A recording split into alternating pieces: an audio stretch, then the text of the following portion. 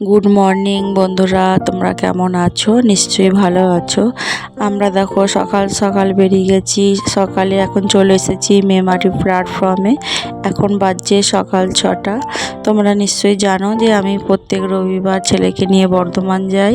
ও ওখানে চিত্রাঙ্গন একাডেমিতে ছবি আঁকে, তার জন্য ওকে প্রত্যেক রবিবার নিয়ে যেতে হয় ওখানে।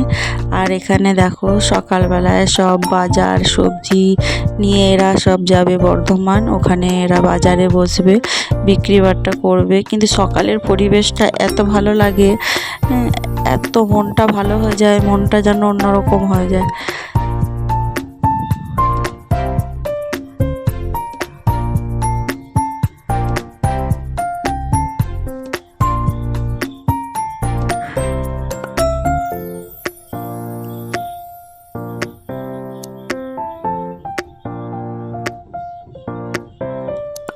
টাটা বন্ধুরা।